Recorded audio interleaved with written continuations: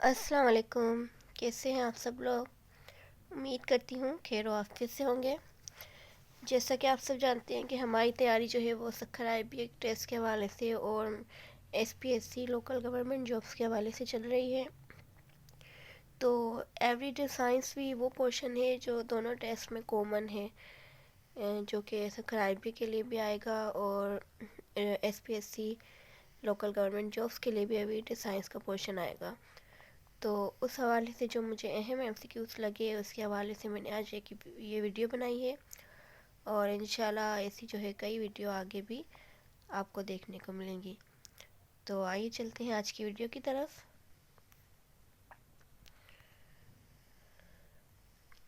Question number 1 है हमारा, severe deficiency of vitamin D results in. ठीक है, विटामिन डी की ये जो कमी हो जाती है, ठीक है, शदीद कमी, तो उसकी वजह से कौन सी बीमारी होती है। ठीक है, जैसे कि आप सब जानते हैं कि विटामिन डी जो है वो हमारी हड्डियों के लिए बहुत ज़्यादा ज़रूरी होता है। तो उस हिसाब से जो विटामिन डी जब कमी हो जाती है तो उसकी जो डिज़ीज़ है वो है रिकेट्स। ठीक है, ये वो बीमारी है जो किसकी वजह से होती है, विटामिन डी की कमी की वजह से। ये वो MCQs है जो अक्सर टेस्टों में जो है वो रिपीट होता है। उसके बाद दूसरा MCQs है, deficiency of vitamin A results in. ठीक है, विटामिन ए की कमी की वजह से कौन सी बीमारी होती है। तो जो है विटामिन ए की जब कमी हो जाती है तो उससे जो है हमें जो बीमारी होती है वो है नाइट ब्लाइंडनेस। ठीक है, ये बीमारी जो है वो हमें विटामिन बी की वजह से होती है, विटामिन ए की वजह से।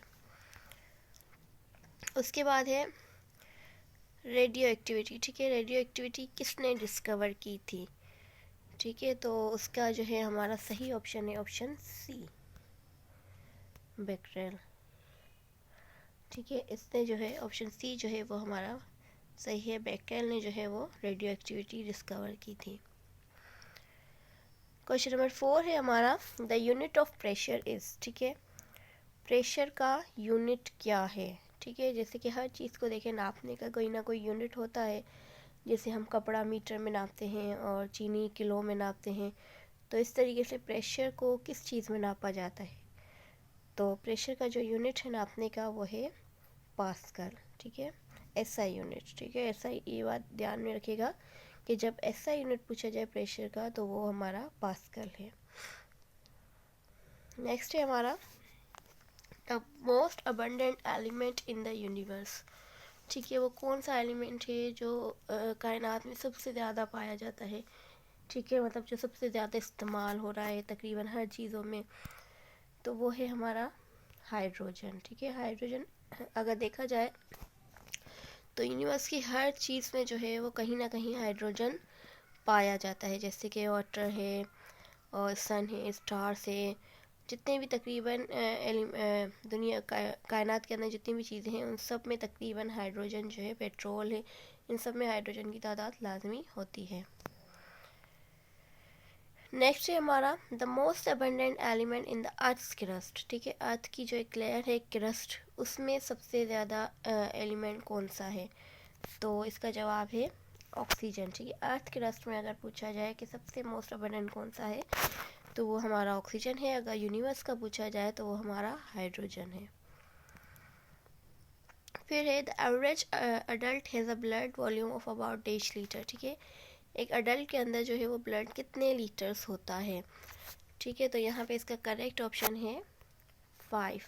वैसे कुछ बुक्स में जो है ये 4 to 5 लीटर होता है, तो अगर आपका ये ऑप्शन आ जाए 4 to 5 लीटर तो ये ऑप्शन करेक्ट होगा आपका, क्योंकि कुछ बुक्स में जो है वो 4 to 5 लीटर भी लिखा हुआ होता है।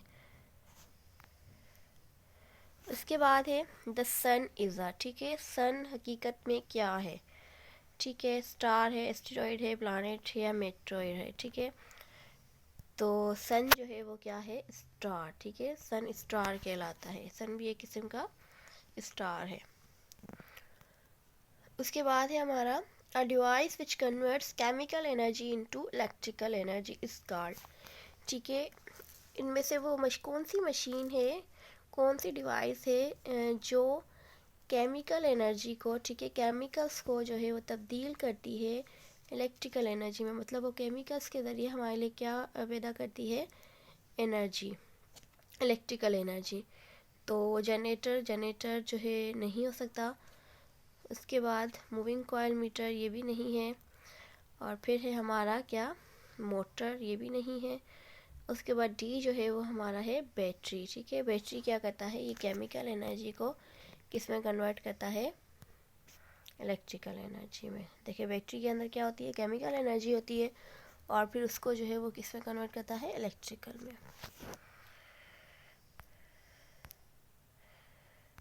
उसके बाद जो ऑप्शन है हमारा, क्वेश्चन है वो है the density of water is, ठीक है। वाटर की डेंसिटी क्या है, तो वाटर की डेंसिटी जो है वो है 1 ग्राम पर सेंटीमीटर क्यूब। ये एमसीक्यू आपको याद रखना है, ये रिपीटेड एमसीक्यू थे कि वाटर की डेंसिटी क्या होती है, 1 ग्राम पर सेंटीमीटर क्यूब। उसके बाद है हमारा the life span of red blood cells is days, ठीक है। जो रेड ब्लड सेल की पूरी जो हयात है, लाइफ है, वो कितने दिन की है, ठीक है। मतलब कितने दिन जो है वो एक रेड ब्लड सेल जो है वो सर्वाइव कर सकता है। तो ये भी मोस्ट रिपीटेड एमसीक्यूज है कि एक रेड ब्लड सेल की जो लाइफ टाइम है वो है 120 डेज, ठीक है। 120 दिन तक एक रेड ब्लड सेल जो है वो जिंदा रह सकता है, उसके बाद उसका पीरियड ख़त्म हो जाता है। उसके बाद है for a fix mass of gas at constant temperature if it decrease volume the pressure will, ठीक है। अब ये देखिए समझने की कोशिश कीजिएगा, ये फिजिक्स का एमसीक्यू है कि अगर जो है एक गैस का को आप कांस्टेंट टेम्परेचर पे रखें, उसका टेम्परेचर कांस्टेंट रखें, और उसके जो वॉल्यूम को इफ़ वी डिक्रीज वॉल्यूम, और उसके वॉल्यूम को आप कम कर दें, तो प्रेशर पे क्या असर पड़ेगा, ठीक है। ये फिज़िक्स के है, और फिज़िक्स का अगर बॉयल्स लॉ आप लोगों ने पढ़ा हो तो ये उसमें से आया है, बॉयल्स लॉ में से, ठीक है। बॉयल्स लॉ के हिसाब से जो वॉल्यूम होता है वो इन्वर्सली प्रोपोर्शनल होता है प्रेशर के, ठीक है। मतलब कि इन्वर्सली प्रोपोर्शनल की क्या मकसद है कि अगर एक चीज़ आप कम करोगे तो दूसरी बढ़ जाएगी, और दूसरी कम करोगे तो पहली वाली बढ़ जाएगी, ठीक है। मतलब उसका अपोजिट एक्शन होता है, इसको कहते हैं इन्वर्सली प्रोपोर्शनल। तो ये क्वेश्चन बॉयल्स लॉ में से आया हुआ है कि किसी चीज़ का अगर उसका टेम्परेचर कांस्टेंट रखा जाए और वॉल्यूम उसका जो है कम किया जाए तो प्रेशर पे क्या असर पड़ेगा। तो हमेशा जब हम वॉल्यूम कम करेंगे तो प्रेशर बढ़ेगा, प्रेशर कम करेंगे तो वॉल्यूम बढ़ेगा, ठीक है। तो इनके अपोजिट इफेक्ट्स होते हैं। तो यहाँ पे प्रेशर क्या होगा, अगर if we decrease volume the pressure will increase, तो इसका ऑप्शन डी होगा। फिर है very high frequency have dash wavelength, ठीक है। जब जो है बहुत ज़्यादा फ्रीक्वेंसी हो किसी चीज़ की तो उसकी वेवलेंथ कितनी होती है, ठीक है। अब उसकी जब इनका भी जो है वो अपोजिट रिलेक्शन होता है, इन्वर्सली प्रोपोर्शनल है ये भी एक दूसरे के, कि फ्रीक्वेंसी ज़्यादा है तो वेवलेंथ क्या होगी, कम होगी। तो यहाँ पर है वेरी हाई फ्रीक्वेंसी की जो वेवलेंथ है वो क्या होगी, शॉर्टर। जब भी हम कोई चीज़ों को कंपेयर करते हैं तो शॉर्टर आता है, शॉर्टेस्ट नहीं आता, ठीक है, या लॉन्गर या शॉर्टर। तो यहाँ पे हमारे क्या हो जाएगी, शॉर्टर, क्योंकि फ्रीक्वेंसी सबसे ज़्यादा है तो वेवलेंथ क्या होगी, शॉर्टर हो जाएगी। उसके बाद है हमारा the SI unit of charge, ठीक है। चार्ज का एसआई यूनिट क्या है, तो यहाँ पे चार्ज का जो एसआई यूनिट होता है वो होता है हमारा कूलम। के चार्ज को जो है वो किस में नापा जाता है, कूलम में, ठीक है। वोल्ट जो है वो पोटेंशियल डिफरेंस का है, ये करंट का है, और ये रेजिस्टेंस का है। तो चार्ज का हमारा कौन सा है, कूलम।